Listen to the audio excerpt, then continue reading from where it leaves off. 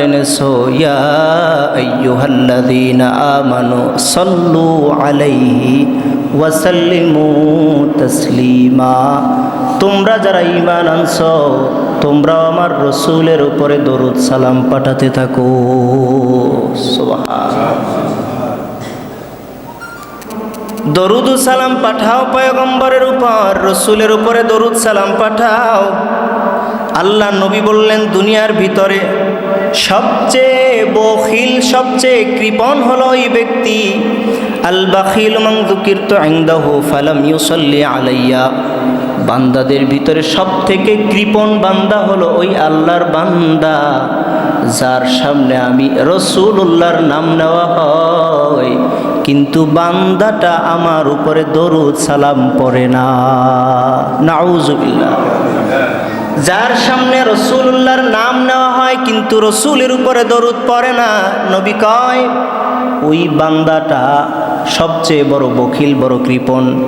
অন্য হাদিসের ভিতরে আছে নবীজি সাল্লাল্লাহু আলাইহি ওয়াসাল্লাম যার সামনে রাসূলের নাম নেওয়া হয় কিন্তু দরুদ পড়ে না, আল্লাহ নবীজি ওই বান্দার জন্য বদদোয়া করেছে।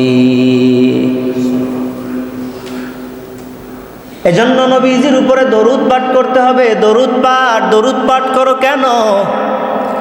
আসতেছে সামনে রবিউল আউয়াল মাস, বহু আশিকে রাসূল এই এক মাস শুধু জিলাপি খিচুড়ি খাইয়া মনে করবে আমরা নবীর পাক্কা আশিক।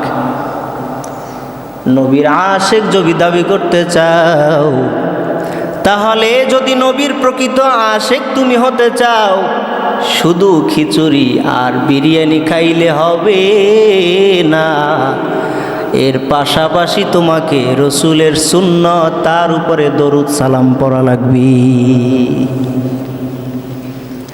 হাঁটতেছো তুমি দরুদ পড়বা সাল্লাল্লাহু আলাইহি ওয়াসাল্লাম, বসে আছো তুমি দরুদ পড়ো সাল্লাল্লাহু আলাইহি ওয়াসাল্লাম, শুইয়া আছো সময় যায় না তুমি পড়ো সাল্লাল্লাহু আলাইহি ওয়া আলিহি ওয়াসাল্লাম।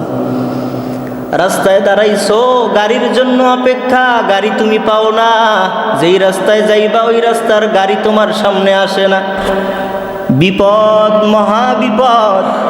এমন সময় কি করবা হে উম্মত? কয় এমন সময় তুমি ওখানে দাঁড়াইয়া দাঁড়াইয়া পড়তে থাকো সাল্লাল্লাহু আলাইহি ওয়াসাল্লাম, পড়তে থাকো পড়তে থাকো পড়তে থাকো। কয় ফজিলত কি হবে? তুমি দাঁড়াইয়া অপেক্ষা করতে দেরি হবে, রাসূলের দরুদের বরকতে গাড়ি আসতে দেরি হবে না। তুমি বড় মুসিবতের ভিতরে আসো, বিপদ তোমার কাটে না, একের পরে এক বিপদ। কই আমার বিপদ তো কাটে না, কি করা যায়?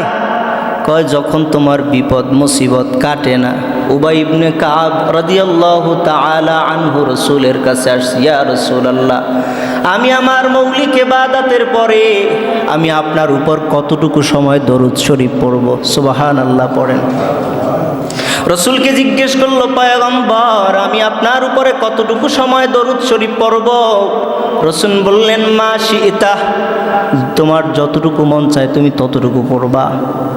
কয় ইয়া রাসূলুল্লাহ তাহলে দিনের আমি চতুর্থাংশ সময় আমি আপনার উপর দরুদ পড়ি।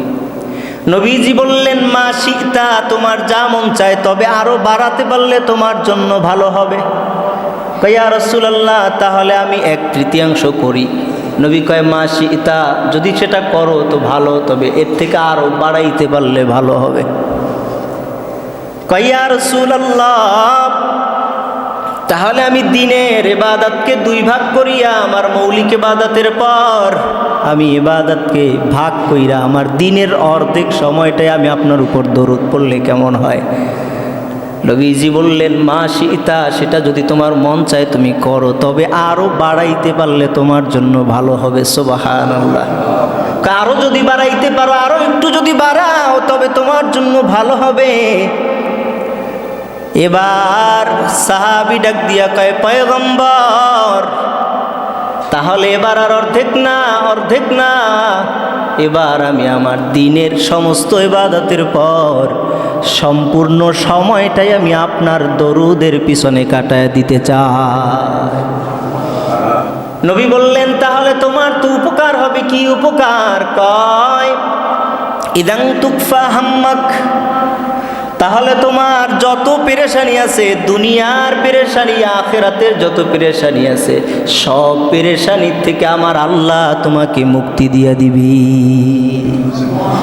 যদি তুমি দিনের আকসার সময়, বেশি সময়টাই আমি রসুলের উপরে দরুদ পড়ো, তোমার দুই উপকার হবে।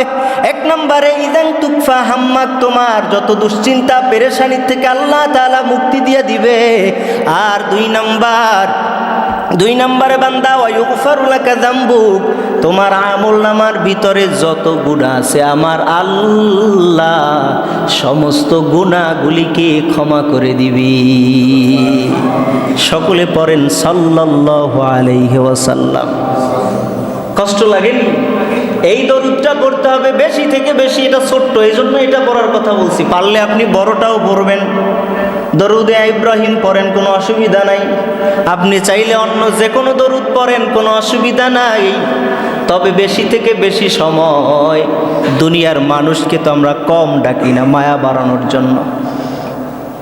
দুনিয়ার মানুষকে এত ডাকলাম, কিন্তু বিপদের সময় কেউ আমার কিনারা এসে দাঁড়ায় না, আমার দুনিয়ার সাথী কেউ হতে চায় না। বিপদের সময় আমি একা। আর ওই কবর জগতেও যখন আমি যাব, ওই কবরেও আমি হব বড় একা, তো বিপদে কেউ সাথী হবে না। ওই কিয়ামতের ময়দানে সবাই যেখানে আমার বড় দুশ্মন, ওই জায়গায় কে আমার সাথী হবে? নবীজি বললেন আউলান নাসি বি ইয়াউমাল কিয়ামাতি আকসারুহুম আলাইয়া সালাত।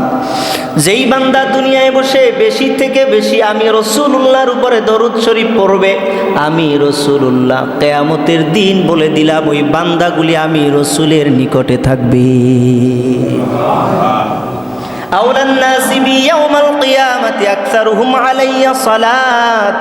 ওই যেই বান্দা দুনিয়ায় বসে বেশি থেকে বেশি দরুদ পড়বে, ওই বান্দা কিয়ামতে আমি নবীর কিনারায় থাকবে। সুবহানাল্লাহ। আমরা নবীর কাছে যেতে চাই, কেমনে সম্ভব?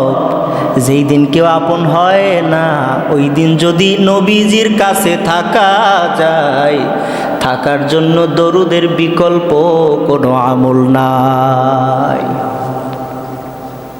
কথা কি বুঝাইতে পারলাম? দরুদ পড়ো বান্দা, দরুদের আরো কত দাম। কয়েকবার যদি তুমি দরুদ পড়ো, তাহলে আল্লাহ তোমার উপরে 10টা রহমত নাজিল করবে। বাং সাল্লা আলাইয়া সালাতান ওয়াহিদাতান সাল্লাল্লাহু আলাইহি 10 সালাওয়াত। কোন বান্দা যদি নবীর উপর একবার দরুদ সালাম পাঠায়, আমার আল্লাহ তাআলা বান্দার উপরে 10টা রহমত নাজিল করে দেয়। ওয়াহুত্তাত আনহু 10 খাতিয়াত।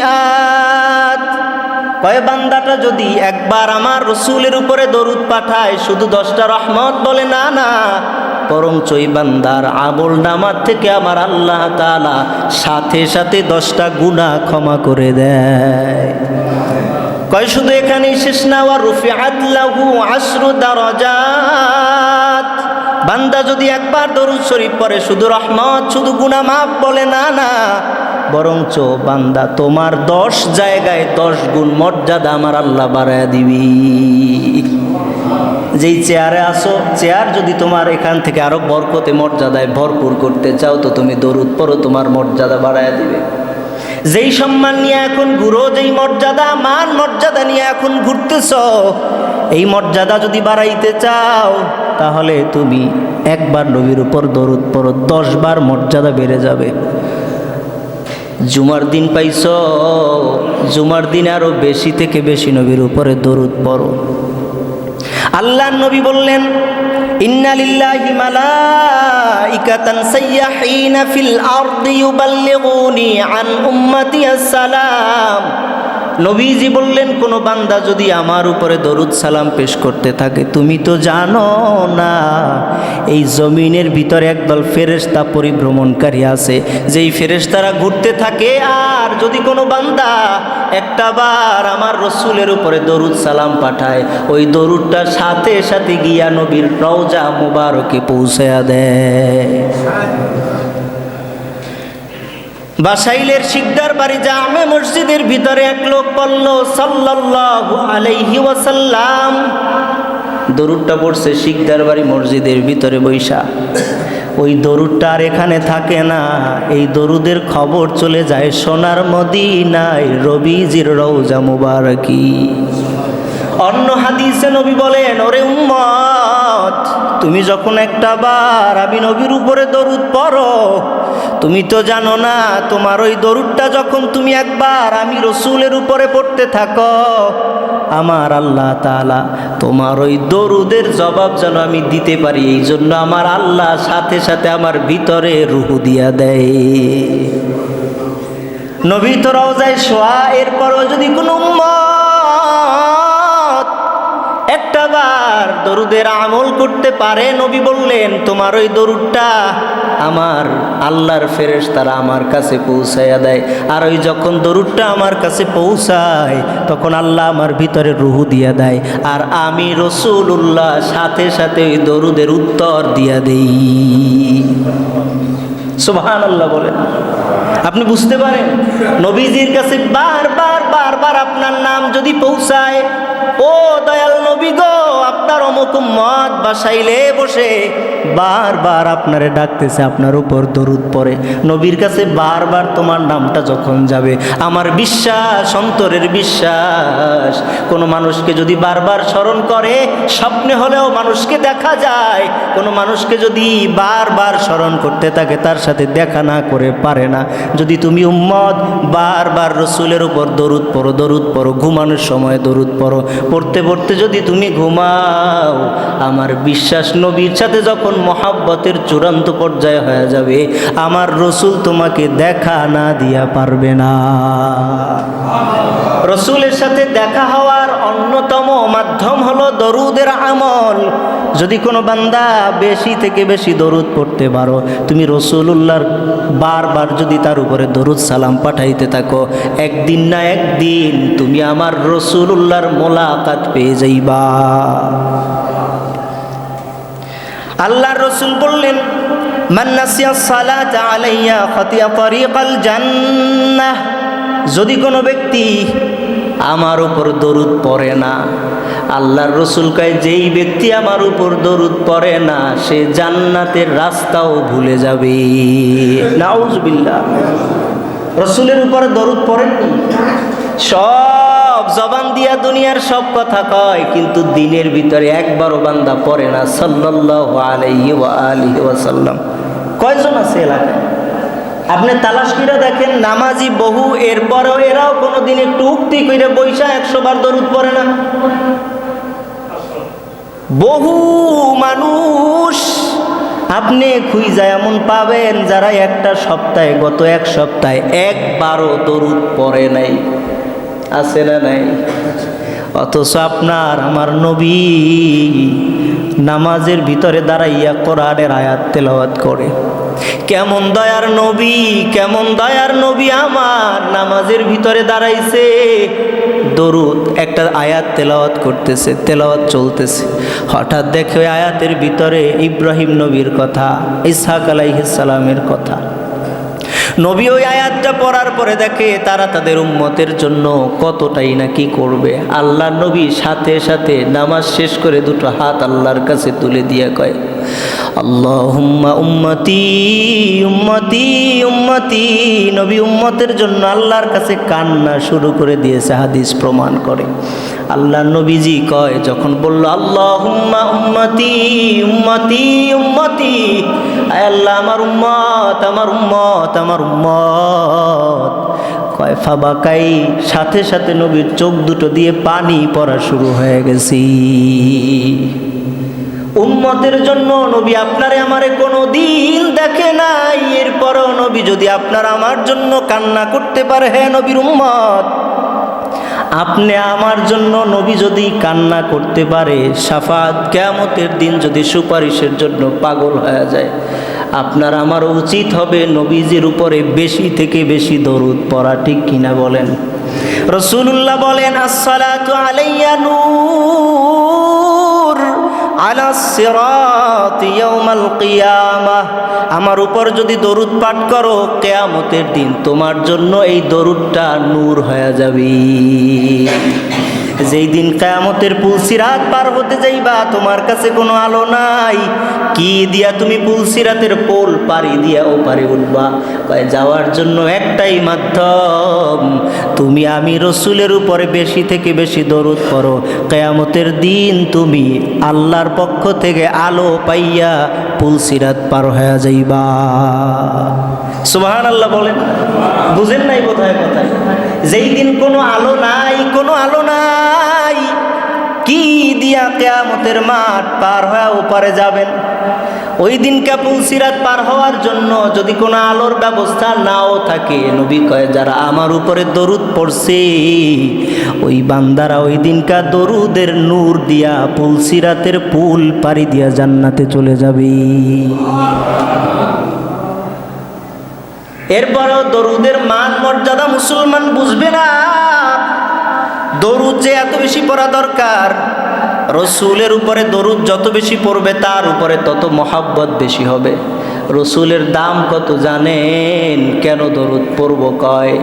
দরুদ কেন পড়ব এত বেশি? এর পিছনে কারণ আল্লাহ তাআলা নিজেকে বলেছেন আলহামদুলিল্লাহি রাব্বিল আলামিন।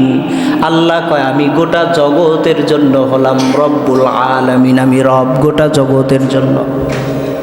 সমস্ত সৃষ্টিকুলের রব হলো আমার আল্লাহ, প্রতিপালক আমার আল্লাহ। আর সে আল্লাহ পাশাপাশি তার হাবিবের নাম দিয়ে ঘোষণা কইরা কয় ওয়ামা আরসালনাকা ইল্লা রাহমাতাল লিল আলামিন। আল্লাহু আকবার। আল্লাহ কয় গোটা আলামিনের জন্য হলাম আমি রব, আর গোটা আলামিনের জন্য আমার নবী হলো রহমত। আল্লাহ নিজেকে বললেন সমস্ত জগতের জন্য আমি আল্লাহ হলাম রব, আর সমস্ত জগতের জন্য আমার নবীজি হলো রহমত। বুঝাইতে পারলাম নি কথা? কি বুঝতে পারছেন? গোটা জগতের জন্য আল্লাহ হলো সৃষ্টিকর্তা, আল্লাহ রব, আর গোটা জগতের জন্য আমার নবী হলেন রহমত। রহমত কে কয়? রহমত হলো নবীর ভিতরে, আর গোটা জগতের ভিতরে রব কে কয়? রব হলো আমার আল্লাহ। দেখছেন নি কেমন? তা যেই জায়গায় নবীর নাম আছে আপনি কালেমা ধরে টান দিয়ে পড়েন লা ইলাহা ইল্লাল্লাহু মুহাম্মাদুর রাসূলুল্লাহ সাল্লাল্লাহু আলাইহি ওয়াসাল্লাম। যেখানে আপনি টান দিবেন আল্লাহর নাম, এর পরের নামটাই হলো নবীর নাম। বুঝাইতে পারলাম? যেখানে আপনি টান দিবেন আমার আল্লাহর নাম, সেখানেই সামনের দিকে গিয়েই পাবেন আমার নবীর নাম। আজানের ভিতরও একবার একটু ডুব দিয়া দেখেন, আজানের ভিতরও যেখানে আছে আল্লাহু আকবার আছে না নেই? সেখানে আবার আছে আশহাদু আন্না মুহাম্মাদার রাসূলুল্লাহ।